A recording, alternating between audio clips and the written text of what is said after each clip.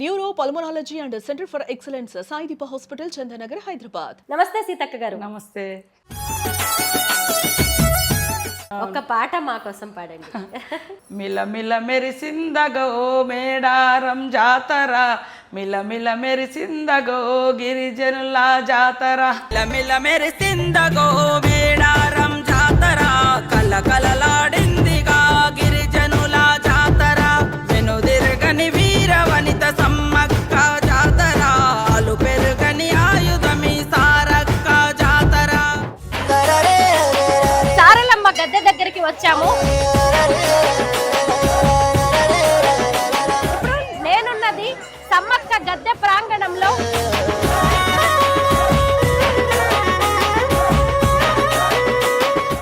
గోవిందరాజులు గద్దె దగ్గరికి నేను వచ్చాను. మేడారం అటవీ ప్రాంతంలో గద్దెల రూపంలో కొలువైన సమ్మక్క సారలమ్మను దర్శించుకోవడానికి అనేక రాష్ట్రాల నుంచి కోట్లాది మంది భక్తులు తరలి వస్తూ ఉంటారు. దీన్ని కుంభమేళాగా అభివర్ణిస్తూ ఉంటారు. ఆసియాలోనే అతి పెద్ద గిరిజన జాతర మేడారం సమ్మక్క సారలమ్మ జాతర. 2 ఏళ్లకోసారి జరిగే ఈ జాతరను చూడ్డానికి ఎంతో మంది అదృష్టం ఉండాలి అని చెబుతూ ఉంటారు. అయితే ఇప్పుడు మేము హైదరాబాద్ నుంచి తాడ్వాయి ప్రాంతానికి చేరుకున్నాం. చూసారు కదా ఈ స్వాగత తోరణాన్ని గిరిజన కళారూపాలతో ఎంత అందంగా అలంకరించారో, ఎంత అద్భుతంగా భక్తులకు స్వాగతం పలుకుతున్నారో. ఈ రోడ్డు గుండా మనం లోపలికి వెళ్తే సమ్మక్క సారలమ్మల దర్శనం అవుతూ ఉంటుంది. వనసీమలో జరిగే జన జాతరకు సీఎం రేవంత్ రెడ్డి సర్కార్ 250 కోట్ల రూపాయలను కేటాయించి అభివృద్ధి పనులు చేస్తోంది. జాతరను అద్భుతంగా నిర్వహిస్తోంది. ఇప్పుడు ఇవన్నీ కూడా సీతక్క కనుసన్నల్లోనే జరుగుతూ ఉన్నాయి. సీతక్కను కలుసుకోవడానికి మేము హైదరాబాద్ నుంచి మేడారం బయలుదేరాం. పదండి, సీతక్క రాజకీయ ప్రస్థానం గురించి, ఆమె జీవితం గురించి అనేక విషయాలు తెలుసుకుందాం.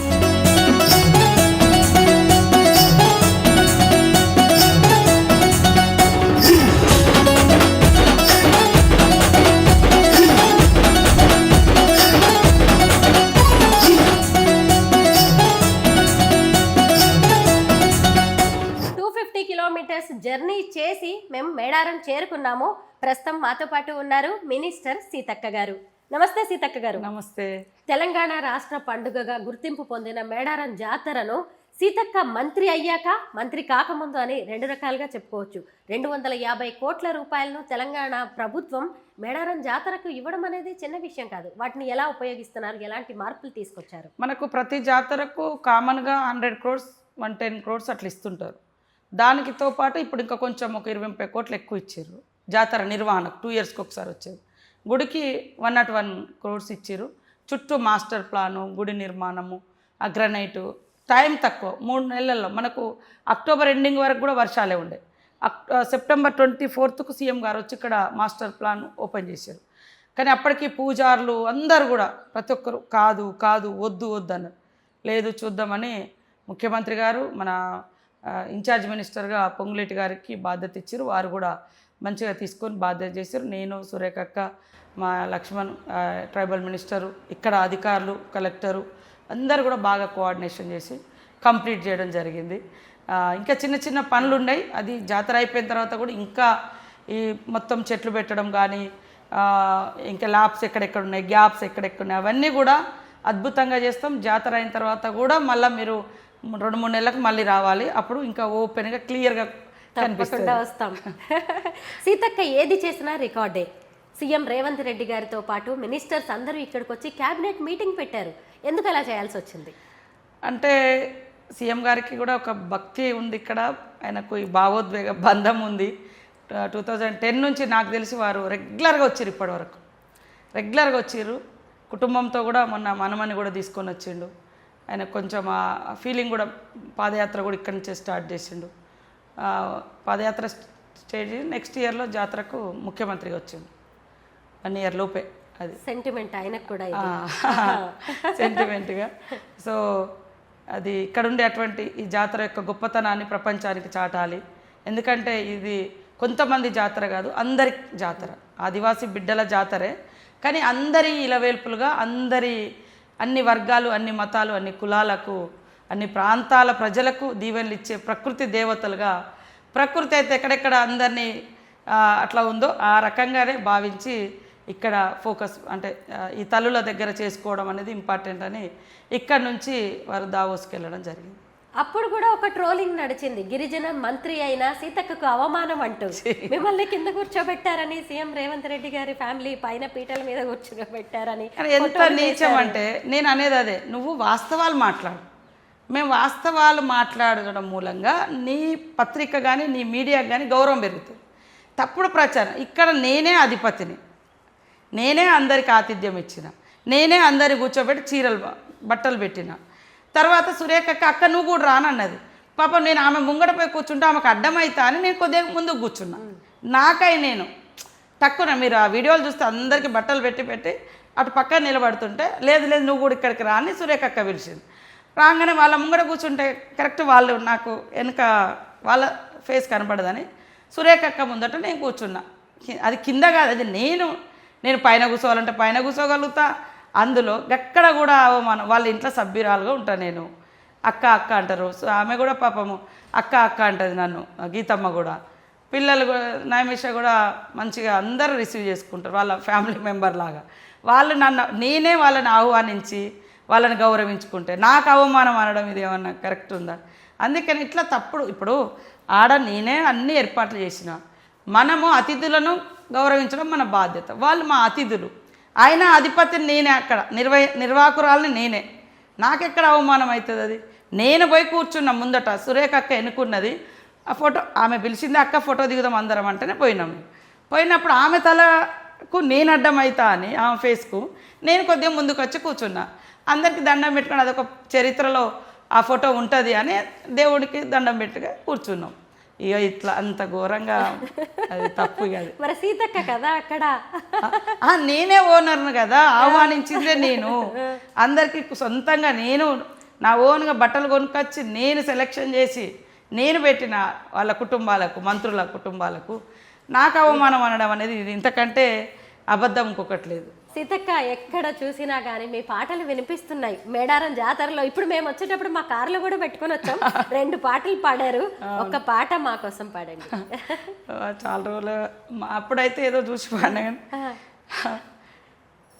మిల మెరిసిందగో మేడారం జాతర, మిల మెరిసిందగో గిరిజనుల జాతర, మిల మెరిసిందగో మేడారం జాతర, కలకలలాడిందిగా గిరిజనుల జాతర, వెనుదిరగని వీర వనిత సమ్మక్క జాతర, అలు పెరుగని ఆయుధమి సారక్క జాతర. బాగుంది. ఇంకొక పాట, ఇంకోటి ఏదో మర్చిపోయినా అసలు. చాలా గుడి లేదు, గోపురం లేదు, దర్వాజా లేదు అని పాడుతున్నారు కదా, మంచిగా ఆ పాట బాగుంది. అది కూడా, అది కనకవ మీరు కూడా పాడారు కదా, మీ ఇద్దరు కలిసి పాడారు. మేమిద్దరం ఆడ స్టేజ్ మీద పాడినట్టుంది. సీఎం గారు వచ్చినప్పుడు ఏదో పాట పాడినాము హైదరాబాద్ లో, ఆమెతో బాగా వినిపిస్తుంది ఇప్పుడు ఆ పాట. మీ వాయిస్ ఎక్కడ విన్నా కూడా ఫైనల్ గా మాకు మేడారం ములుగు అనగానే సమ్మక్క సారక్కతో పాటు సీతక్క కూడా గుర్తొస్తారు. సీతక్క మాటల్లో సమ్మక్క సారక్క కథ వినాలని ఉంది. సమ్మక్క సారలమ్మ చరిత్ర, నాకు తెలిసిన చరిత్ర, కాకతీయులను ఎదిరించిన చరిత్ర. ఈ దేశ చరిత్రలో ఆదివాసులు మొదటి నుంచి కూడా కాకతీయుల కాలం కావచ్చు, బ్రిటిష్ వారి కాలం కావచ్చు, నిజాం నవాబ్కు వ్యతిరేకంగా కుమ్రం భీం కావచ్చు, అంటే అన్యాయం జరిగినప్పుడు ఎవరికి మన వాళ్ళు అన్యాయం చేయరు. అన్యాయం జరిగినప్పుడు తిరుగుబాటు అనేది చరిత్రలో, ఈ దేశ చరిత్రలో 250 పైగా పోరాటాలు ఉన్నాయి. రంపా తిరుగుబాటు కానీ, లేదా చోటా నాగపూర్ కానీ, ఇట్లా రకరకాలుగా బీర్సా ముండా, కుమ్రం భీం, మన దగ్గర విప్లవకారులు, ఇట్లా ఆదివాసి బిడ్డలు, ఇవన్నీ కూడా ఉన్నాయి. అంటే జనం కోసం పనిచేస్తే జనంలో ఉంటామని అంబేద్కర్ అన్నదానికి ఖచ్చితంగా సమ్మక్క సారలమ్మ చరిత్ర సజీవ సాక్ష్యం. వాళ్ళ యొక్క పోరాట చరిత్రలో మరి మహిమలు కూడా ఉన్నాయి ఇప్పుడు అనేది. వాళ్ళు పుట్టుకనే ఒక డిఫరెంట్గా అనేది కథనాలు ఉన్నాయి. తర్వాత కూడా ఇప్పుడు చాలామంది ఇక్కడికి వచ్చిపోయినటువంటి వాళ్ళు, ఈవెన్ కమ్యూనిస్ట్ నాయకులు కూడా చాలామంది వస్తున్నారు. అంటే వాళ్ళకు కూడా ఒక అది ఫీలింగ్ అనేది ఉంది. సో నాకు కూడా, నేను తెలిసి రాజకీయాలకు వచ్చిన కాడ నుంచి ఒక్కసారి అధికారంలో ఉండి జాతర నిర్వహించాలనుకున్నాను. అదొక్కటే మొక్కుకున్నాను. నేను ఎప్పుడు నాకు ఈ మొక్కు ఆ మొక్కు కానీ ఎప్పుడు మొక్కుకున్నా. అడిగి పోతేనే ఒక ఫీలింగ్ ఉంటుంది. ఆ ఫీలింగ్లో మనం ఏమి అడిగేయం అంతే, ఆ ఫీలింగ్తో బయటకు వస్తాం. సంతోషం వచ్చినా దుఃఖం వచ్చినా అది నాకు 2004 నుంచి నా ప్రస్థానం సమ్మక్క దగ్గర మొదలుపెట్టిన కాడ నుంచి సరే లేటుగా అయినా ఈ గౌరవం నాకు దక్కింది. చరిత్రలో నిలిచిపోయే దేవాలయం నిర్మించుకోవడం ఆదివాసీ బిడ్డగా నాకు ఈ అవకాశం అదృష్టంగా భావిస్తూ ఉన్నా. ఖచ్చితంగా ఆ తల్లుల కీర్తి విశ్వాసం 10 తరాలు ఉండే విధంగానే పనిచేస్తే తప్ప ఎప్పుడు కూడా అస్తిత్వానికి కానీ వాళ్ళ మా విశ్వాసం దెబ్బతినే విధంగా ఎక్కడ పనిచేయాలి. అందరు భక్తులకు కోరుతా ఉన్నా, మంచి జరుగుతుంది, మొక్కుకోండి, కుటుంబ సమేతంగా రండి, మంచిగా మనస్ఫూర్తిగా మొక్కుకోండి, తప్పకుండా అన్ని సకల కోరికలు తీరుతాయని తెలియజేస్తాను. జాతరలో ఇసుక వేస్తే రాలనంత జనం ఉన్నారు. మీతో కలిసి వెళ్ళి మీరు చేసిన విశేషాలు, కొత్త ఏర్పాట్లు ఏంటి అనేది చూడాలనుకుంటున్నాం. చూపిస్తారా? థ్యాంక్ యూ, తప్పకుండా.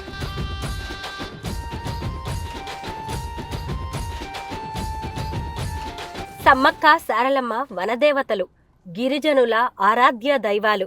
వారిద్దరూ కూడా కుటుంబంతో సహా కాకతీయుల మీద పోరాడి అమరులయ్యారు, చరిత్రలకెక్కారు. గిరిజనుల మనసులో సుస్థిర స్థానాన్ని సంపాదించుకున్నారు. సీతక్కతో కలిసి మేమిప్పుడు సమ్మక్క సారలక్క ఆలయానికి వెళ్తూ ఉన్నాము. ఎక్కడైనా సరే ఒక గుడి అనగానే, దేవత అనగానే పెద్ద పెద్ద ఆలయాలు దర్శనమిస్తాయి. కానీ సమ్మక్క సారలమ్మలకు ఎలాంటి గుడులు ఉండవు, కనీసం ద్వారం కూడా ఉండదు. అలాంటి దేవతలకి కోట్లాది మంది భక్తులు. మంత్రి సీతక్క గారి మాటల్లో తెలుసుకుందాం. సీతక్క గారు, ఇక్కడ ఎలాంటి మార్పులు చేశారు ఈసారి? అంటే మనకు ముందు నుంచి చిన్న గుడి, చిన్న గద్దెలు ఉండేది, పగడిద్దరాజు, గోవిందరాజు. ఫస్ట్ అవి మారుద్దామని అనుకున్నాము, ముందుకు తీసుకొద్దాం, ఒక వరుస క్రమంలో పెడితే భక్తులందరికీ కూడా మంచి దర్శనం అవుతుందని. సో దాంతో మొదలైన ఆలోచన అట్లా కాదు, మొత్తము గుడి పెద్దగా చేస్తే బాగుంటుందని మన ముఖ్యమంత్రి గారు చెప్పడంతో ఇంకా మాస్టర్ ప్లాన్ తయారు చేసుకొని, అంతకుముందు 2,000-3,000 మంది అట్లా భక్తులు ఎట్టే టైంలో దర్శనం అయ్యేది. కానీ ఇప్పుడు దాదాపు 10,000 మంది ఎట్టే టైంలో దర్శనానికి పోయే అవకాశము మనకు కల్పించడం జరిగింది. ఈ రోడ్స్ కూడా చాలా, మీకు చూస్తే సింగిల్ రోడ్స్ ఉండేది, చాలా టైట్గా ఉండేది. ఇప్పుడు ఎన్ని లక్షల మంది వచ్చినా మంచి ఫ్రీగా రోడ్డు మీద నడిచి వెళ్ళడానికి కానీ, వెహికల్స్ కొంతవరకు వెహికల్స్ అనుమతించడానికి కానీ బాగా అవకాశం వచ్చింది. చాలా జంక్షన్స్ కూడా మేము డెవలప్ చేసినాం, మీరు చూస్తూ ఉన్నారు. ఆదివాసీ జీవన విధానము, జంతువులు, అడవి, ఇలా మంచి అట్లా అక్కడ చూస్తే మీకు సెల్ఫీలు ఎంత దిగుతున్నారు చూడండి. ఎప్పటికి ఉండేటట్టుగానే కట్టినాం, ఎప్పటికి. ఇక్కడ ఇంకా మా ఆదివాసీ పోరాట యోధులు, కొమరం భీం, బిర్సా ముండా విగ్రహాలు కూడా వస్తాయి, వాటిని తయారు చేస్తున్నాం, అందలేదు. ఇట్లా సెల్ఫీలు చాలామంది, మొన్న ముఖ్యమంత్రి గారు, మా క్యాబినెట్ మినిస్టర్స్ కూడా అందరు వచ్చినప్పుడు ఇక్కడ ఫొటోస్ కూడా వాళ్ళు కూడా దిగిర్రు. సో చాలా అంటే ఇట్లా డిఫరెంట్గా ఉంటాయి కదా, మన సిటీలలో అంతా కొంచెం వేరే రకమైనవి ఉన్నాయి. సో ఇక్కడ జీవన విధానానికి ఇక్కడ ఫారెస్ట్ను అంటే సింబాలిక్గా చేస్తూ చేయడం జరిగింది. కానీ విగ్రహాలు కూడా ఎంతో అద్భుతంగా ఉన్నాయి, జీవకళ ఉట్టి పడుతోంది. ఎక్కడ చేయించారు ఇవన్నీ? ఇవన్నీ ఇక్కడ బయట నుంచి వచ్చే బ్యూటిఫికేషన్స్ వాళ్ళు వచ్చి చేయడం జరిగింది. ఇట్లా అందరు సెల్ఫీలు దిగుతా ఉన్నారు. ఎప్పుడు ఇవన్నీ సందడిగా ఉంటున్నాయి, అంతకుముందు వరుసగా పోయేవాళ్ళు. అవును, ఇప్పుడు ఫోటోలు దిగడం, సెల్ఫీ పాయింట్స్ అనేది స్పెషల్ అట్రాక్షన్. అవునవును. సీతక్క అంటే అసలు మాస్ లీడర్, తమలో ఒకరిగా భావిస్తూ ఉంటారు నిజంగా జనం కూడా. అందరూ అక్క అక్క అనుకుంటూ వస్తారు, చాలా సంతోషం అనిపిస్తుంది. మీకు కూడా, మీరు ఇందాక ఇంటర్వ్యూలో కూడా చెప్పారు, ఫ్యామిలీతో కంటే కూడా నాకు బయట జనంతోనే అటాచ్మెంట్ ఎక్కువ అని. అవును. ఇందులో ఇంకా ఏమైనా కొత్తగా వచ్చాయా? అంటే రోడ్స్ డెవలప్ చేసినాం, బయట మనం క్యూ లైన్స్ ఒక 10,000 మంది అంతకుముందు ఎండల తడకల కింద ఉండేది, ఇప్పుడు చాలా పెద్దగా కట్టేస్తున్నాము. క్యూ లైన్స్ కూడా ఎవరికి వాళ్ళకి మంచి ఫ్రీగా ఉంటాయి, అందులో డ్రింకింగ్ వాటర్ పెడుతున్నాం. ఈసారి పిల్లలకు ఫీడ్ పాలు ఇవ్వడానికి కూడా సపరేట్ రూమ్స్ వేస్తున్నాం. అంటే ఇబ్బంది పడకుండా నీళ్ళు కూడా ఎక్కడ వీలైతే అక్కడ వాటర్ ట్యాంక్స్ పెట్టేస్తున్నాం. లోపల వాటర్ ట్యాంక్స్ పెట్టినా కూడా ఈ రోడ్లెంబటి వాళ్ళకి కనబడతలేవు. ఈ రోడ్లెంబటి కూడా మొబైల్ వాటర్ ట్యాంక్స్ పెట్టినాము, మొబైల్ టాయిలెట్స్ పెట్టినాము. అంటే ఇంకా లైటింగ్స్ కూడా చాలా ఎక్కువ తీసుకురావడం జరిగింది ఈసారి. సో అన్నీ ఎక్కడ చూసినా కూడా వెలుతురు అనేది కనిపించేటట్టుగా చేయడం జరిగింది. మొత్తం ఈసారి డ్రోన్ కెమెరాస్ కూడా పోలీస్ వాళ్ళు ప్రతి పిన్ టు పిన్ అక్కడ ఏం జరుగుతుంది అనేది తెలిసేటట్టుగా, దొంగలు వచ్చినా లేకుంటే ఏదైనా చిల్లర వేషాలు వేసినా అవన్నీ కూడా బయటకు వచ్చేటట్టుగా డ్రోన్ కెమెరాస్ కూడా పోలీస్ డిపార్ట్మెంట్ నుంచి బాగా వాడుతున్నారు. ఏఐ టెక్నాలజీని కూడా బాగా వాడుతున్నారట కదా. అవునవును, తీసుకొచ్చిండ్రు. అది అవన్నీ ఎప్పటికప్పుడు మనకు తెలిసిపోతా ఉంది. అందుకనే రోడ్స్ కూడా నీట్గా ఉంచుతాను. అసలు జనరల్గా మనకి ఈ రద్దీ జాతర మొదలైనకుంటుంది, కానీ ఈ రద్దీ మాకు 15 రోజుల నుంచే ఇట్లాంటి జనాలు రోడ్ల మీద విపరీతంగా వచ్చిపోతూ ఉన్నారు. సో వాళ్ళకు పెరిగినటువంటి భక్తికి నమ్మకానికి ఇదొక గొప్ప నిదర్శనము. ఇంకా వాళ్ళ విశ్వాసాన్ని వాళ్ళ నమ్మకాన్ని కాపాడుతూ వాళ్ళకు సౌకర్యాలు కూడా బాగా చేయాలనేది మా ఆలోచన. సమ్మక్క సారక్క చరిత్రను చెప్పేలా శిలాతోరణాలను ఏర్పాటు చేశారు. అవును, అవి ఎందుకు వచ్చింది ఆలోచన అలా చేయాలి అంటే ఎవరెవరో వచ్చి ఎవరెవరో ఏదేదో చరిత్రను లిఖిస్తూ ఉంటారు భవిష్యత్తులో. అట్లా కాదు, ఆ కట్టడాల మీద ఆ బొమ్మలు అవి ఉండడం మూలంగా ఆదివాసుల చరిత్ర అనేది అక్కడ నిలబడుతుంది. జీవన విధానం ఏంటో తెలుస్తుంది. కొన్ని చోట్ల దేవుళ్ళు బాగా ఎక్స్పోజ్ అయ్యి అంటే బాగా ప్రాచుర్యంలోకి వచ్చినాక వేరే వాళ్ళు ఆక్యుపై చేసేసి వేరే రకమైన పూజలు చేసి అక్కడ నుంచి అక్కడ ఉన్న ఆదివాసీ ఆచారాలు సాంప్రదాయాలు పక్కకు పోతున్నాయి. వేరే వాళ్ళు వచ్చి వేరే అవుతుంది. దట్టమైన అడవులలో వెలిసినటువంటి అనేక గొప్ప గొప్ప దేవుళ్ళు కూడా ఒకప్పుడు ఆదివాసీ పూజారులు ఉండేవాళ్ళు, ఆదివాసీలు ఉండేవాళ్ళు. కానీ అది ఈరోజు కనుమరుగైపోయింది. భవిష్యత్తులో అలాంటి పరిస్థితి రావద్దని మేము ఆనవాళ్ళన్నీ కూడా అక్కడ నిర్మించినాం. 150 ఎకరాల్లో బస్ స్టాండ్, అలాగే జంపన్న వాగు దగ్గర కూడా చాలా ఏర్పాట్లు చేశారు. అవి ఎలా ఉన్నాయి? జంపన్న వాగు దగ్గర కూడా అన్నీ ఇంకా కొంచెం మేము టూరిజంది అనుకొని ఒక 5 కోట్లు కేటాయించడం, కానీ టైం లేక చేయలేకపోయినాము. అక్కడ కూడా అన్ని బాతింగ్ ఘాట్స్ కానీ తర్వాత స్నానాలు చేయడానికి ఈజీగా ట్యాప్స్ కానీ ఇవన్నీ పెట్టడం, అన్ని వాటరు టాయిలెట్స్ ఫెసిలిటీస్. భక్తులు అడిగేది అదే ఎక్కువ. జంపన్న వాగులో స్నానాలు, తర్వాత శానిటేషను, క్యూ లైన్లు, మంచి దర్శనం ఇవే అడుగుతారు. కాబట్టి అవన్నీ కూడా ఏర్పాటు చేసేసి జనవరి 28 నుంచి 31వ తారీఖు వరకు 4 రోజుల పాటు మేడారం జాతర జరుగుతోంది కదా. ఈ 4 రోజుల పాటు ఏం చేస్తారక్క? 4 రోజుల పాటు అంటే ఫస్ట్ రోజు సార్లమ్మ, పగడిద్దరాజు, గోవిందరాజులు వాళ్ళ ఊర్ల నుంచి వాళ్ళ గుట్టలలో కొలువైన ప్రాంతం నుంచి తీసుకొచ్చి అందరూ ఊరు గుడిలో పూజలు చేసి మళ్ళీ బుధవారం రోజు సాయంత్రం 6-7 గంటలకు గద్దెలను ఎక్కిస్తారు. బేస్తవారం నాడు సమ్మక్కను చిలకలగుట్ట నుంచి తీసుకొస్తారు. శుక్రవారం నాడు మొక్కులు చెల్లించుకుంటారు. శనివారం రోజు అన్ని పూజలు చేసుకొని మళ్ళీ తిరిగి వనంలోకి ఎక్కడ దేవుళ్ళని అక్కడ పంపుతారు. చిలకలగుట్టకు సమ్మక్కను తీసుకుపోయి ప్రతిష్ఠింపజేస్తారు. అంటే జనరల్గా అయితే భక్తులు వచ్చిన వాళ్ళు బుధవారం నుంచి శుక్రవారం దాకా ఉండడం అనేది ఆనవాయితీ. కానీ ఇప్పుడు పెరిగిన భక్తుల అవసరాలు, ఇప్పుడు భక్తి భావంతో కాకుండా మన అవసరాలకు తగ్గట్టుగా మనం వచ్చి పూజలు చేసుకొని పోతున్నాం. సరే, ఏదేమైనా ఆనవాయితీని బొడగొట్టుకోకుండా మన తాతలు ముత్తాతలు చేస్తే మనం కూడా అది కంటిన్యూ చేయడం అనేది గొప్ప విషయం. అక్క, ఈసారి టెంట్ సిటీ ఏర్పాటు చేశారంట. అలాగే మళ్ళీ మనం ఇక్కడికి రావాలి భక్తులు అంటే చాలా ఇబ్బందులు అవుతూ ఉంటాయి. ట్రాఫిక్, అలాగే వెహికల్స్ ఎక్కడ చూసినా. ఇప్పుడు హెలికాప్టర్స్ కూడా ఏర్పాటు చేశారు కదా. అవును, హెలికాప్టర్స్ ఈసారి 2 వచ్చినాయి. టెంట్ సిటీ కూడా ఇక్కడ నిర్మాణం చేసి ఎవరైనా విఐపీలు కానీ లేదా వాళ్ళు ఎవరైనా బుక్ చేసుకునేటువంటి వాళ్ళు కానీ ఇది ఈజీగా ఉంటుంది. ఇక్కడ నుంచి దర్శనం కూడా చేయించడానికి అల్కగా ఉంటుందని ఇక్కడ నుంచే మనము అందరికీ అకామిడేషన్ పర్మనెంట్ అంటే అది వృధా అవుతుంటుంది, నిర్మించలేము. ఎన్ని వేల మందికి కూడా ఇవ్వలేము, లక్షల మందికి.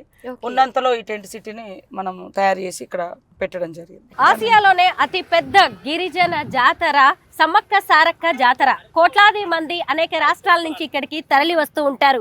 అలాంటి వాళ్ళకి ఇక్కడ అనేక రకాలైన ఏర్పాట్లు చేయాల్సి ఉంటుంది. ఇక్కడికి వచ్చిన భక్తులు చక్కగా ఉండడానికి మంత్రివర్యులు సీతక్క గారి ఆధ్వర్యంలో టెంట్ సిటీని ఏర్పాటు చేశారు. మీరు ఇక్కడ చూడొచ్చు టెంట్ సిటీ ఎంత బాగుందో. సీతక్క గారు, టెంట్ సిటీ గురించి చెప్పండి. అది టెంట్ సిటీ అంటే ఇక్కడ దట్టమైన అడవుల్లో పెద్ద పెద్ద బిల్డింగ్లు కట్టడం కొద్దిగా ఇబ్బందికరం. తర్వాత పర్మనెంట్ కూడా ఉన్నా కూడా రెగ్యులర్గా యూజ్ ఉండదు. సో ఇప్పుడు తాత్కాలికంగా ఇట్లా చేసినాం. కానీ కొన్ని మాత్రం రాబోయే కాలంలో హరిత టైపు ఇంకా కొన్ని ఏర్పాటు చేస్తాం. కానీ వచ్చినటువంటి వాళ్ళు ఎవరైనా బుక్ చేసుకొని పర్సనల్గా ఉండాలనుకుంటూ ఉంటారు. ఏదైనా విఐపీలు వచ్చినప్పుడు కూడా కొంత మేము అకామిడేషన్ ఇవ్వలేకపోతున్నాం. ఇది చాలా బాగుంటుంది. ఇట్లా చైర్స్ కూడా సెటప్ చేశారే. అవును, బాగుంది. నేను కూడా ఇవాళనే కూర్చున్నాయా. టెంట్ సిటీ ఇప్పుడు ఎలా ఉందంటే పక్క పక్కల ఇళ్ళ వాళ్ళు అలాగే పొరుగింటి వాళ్ళని చూస్తూ ఎదురు వాళ్ళని మాట్లాడుకోవచ్చు. చాలా బాగుంటది. అవును, బాగుంది. బాగా ఆలోచించి ఇలాంటి సెటప్ చేసినట్టున్నారు.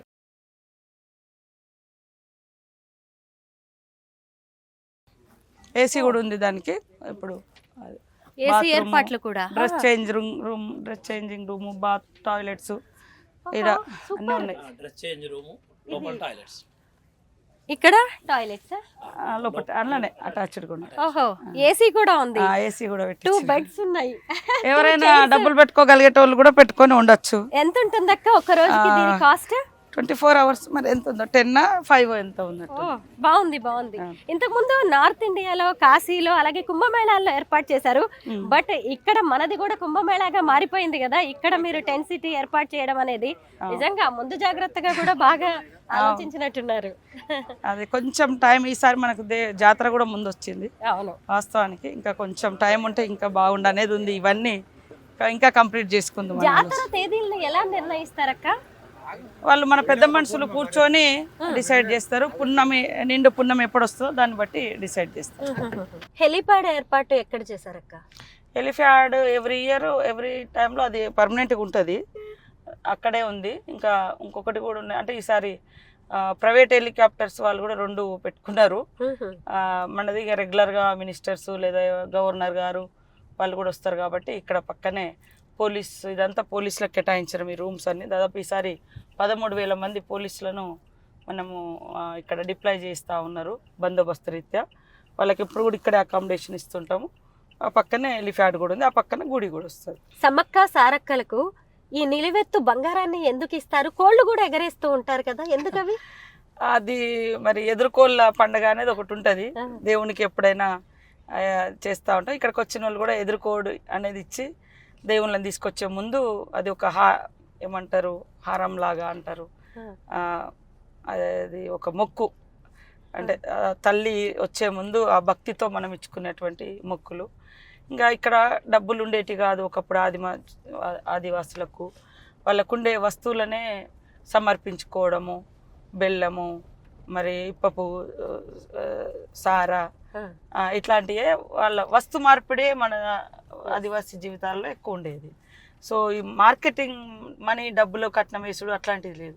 అందుకనే వాళ్ళ దగ్గర కోడి ఉండేది, మేక ఉండేది, అవి హారంగా ఇస్తారు ఆహారంగా. తర్వాత బెల్లం బుట్టాలు తీసుకొచ్చి అదే కానుకలు, డబ్బులు, నోట్లు అట్లా కాకుండా బెల్లం ఇచ్చుకోవడం అనేది ఇది మొదటి నుంచి ఆనవాయితీ వస్తుంది.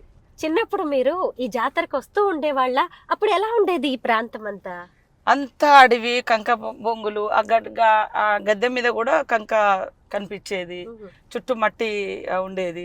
అక్క చిన్నప్పుడు కూడా మీరు మేడారం జాతరకు వస్తుండే కదా, అప్పుడు ఈ ప్రాంతం అంతా ఎలా ఉండేది? అంతా జంగల్ ఉండేది, కంకవనాలు ఉండేది. ఆ కంకవనాల కింద మా అమ్మ, నాన్న, మేము అందరము ఆడ పసుపు కుంకుమ చల్లుకొని ఆ దేవుని కాడ అక్కడ ఒక రాయి పెట్టుకొని ఆడ పుట్టుంటే పుట్టకు పసుపు కుంకుమ చేసి మొక్కులు చెల్లించుకొని ఆడనే 3 రోజులు ఉండేది. తర్వాత నాకు తెలిసిన తర్వాత మళ్ళీ ఇక్కడ ఈ మీడియా పాయింట్ ఉండేది ఫస్ట్. ఆ మీడియా పాయింట్ కూడా ఫ్రీగా ఉండేది. అలా పోయి అక్కడ ఆ మీడియా పాయింట్ కాడ ఉండేది. అప్పుడు మంచెలతోటి ఉండేది అవి కొయ్యలు. తర్వాత వేరే అయిపోయింది, ఇప్పుడు మళ్ళీ ఇంకా వేరే మారిపోయింది. ఇక్కడ దాకా వచ్చి ఉండేవాళ్ళం. అప్పుడు ఈజీగా ఉండేది, కానీ టాయిలెట్స్ ఇవి చాలా కష్టంగా ఉండేది. జంపన వాగెంబట్టి ఉంటేనే కొంచెం అన్నీ అలానే స్నానాలు చేసి అక్కడే బట్టలు మార్చుకొని ఇదంతా చేసుకునేటువంటి అవకాశం ఉండేది. కానీ అప్పుడు కనీసం వెహికల్స్ కూడా ఉండేవి కాదు కదా, కాలినడకనే వచ్చేవారేమో. అవునవును, లేదంటే 3 రోజులు నడుచుకుంటూ వచ్చేది. 3 రోజులు పట్టేదా? 3 రోజులు మా ఊరు నుంచి 3 రోజులు నడుచుకుంటూ వచ్చేది. నడుచుకుంటూ రావడం, 3 రోజులు నడుచుకుంటూ వచ్చి 3 రోజులు నడుచుకుంటూ పోయేది. మళ్ళీ 3 రోజులు ఇక్కడ ఉండేవాళ్ళు. ఇక్కడ 10 రోజులు దాదాపుగా 10 రోజులు జాతర అంటే ఇప్పుడు 4 రోజులు చేసుకోవడం, 1 గంట ఉండడం అనేది కూడా కష్టమైతున్నట్టుంది నిజంగా. అవును. కమాండ్ కంట్రోల్ రూమ్ కి వచ్చాము. అవును.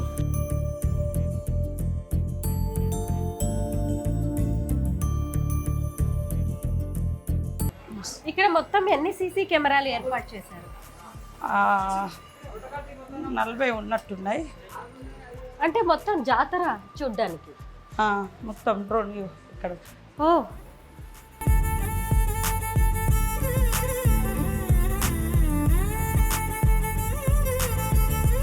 ఇవన్నీ మొత్తం జాతరలో ఎక్కడెక్కడ ఏ మూమెంట్ ఉంది అన్నీ ఇక్కడ కమాండ్ కంట్రోల్ నుంచి చేస్తాం, ఆపరేట్ చేస్తాం. చిన్న పిల్లలు తప్పిపోయినా కానీ పట్టుకోవడానికి కొత్త ఏదో ఏర్పాటు చేశారు.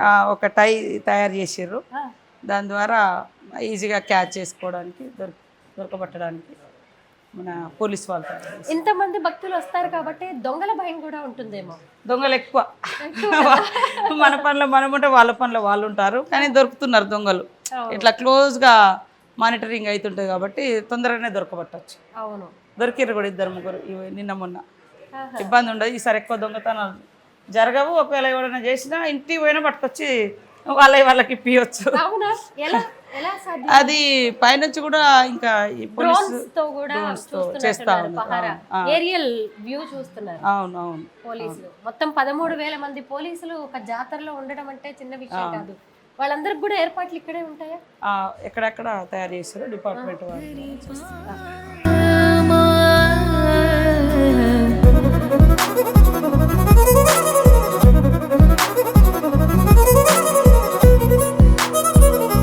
ఇప్పుడు మేము సమ్మక్క గద్దె దగ్గరికి వచ్చాము.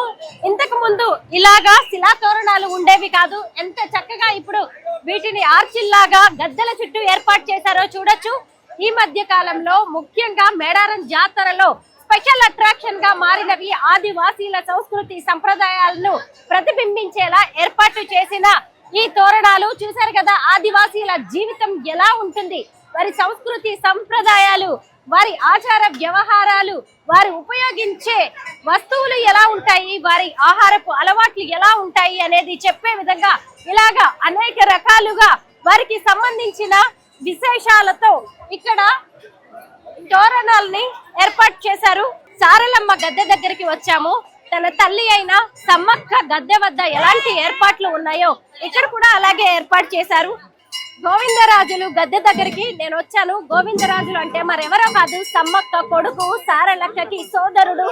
అదిగోండి, ఈయన కాకతీయులతో జరిగిన పోరాటంలో అమరుడయ్యాడు. ఇప్పుడు మనం వరుసగా ముందుగా సమ్మక్క దర్శనాన్ని చేసుకున్నాము, ఆ తర్వాత సారక్క దర్శనం చేసుకున్నాము, ఆ తర్వాత గోవిందరాజుల దర్శనం చేసుకున్నాము. ఇప్పుడు మనం వచ్చింది పగిడిద్దరాజు గద్దె వద్దకు. పగిడిద్దరాజు మరెవరో కాదు, సమ్మక్క భర్త, సారక్క తండ్రి. ఆయన కూడా ఈ యుద్ధంలో అమరులయ్యారు. ఆయనకి సంబంధించిన గద్దెని మనం ఇక్కడ చూడొచ్చు.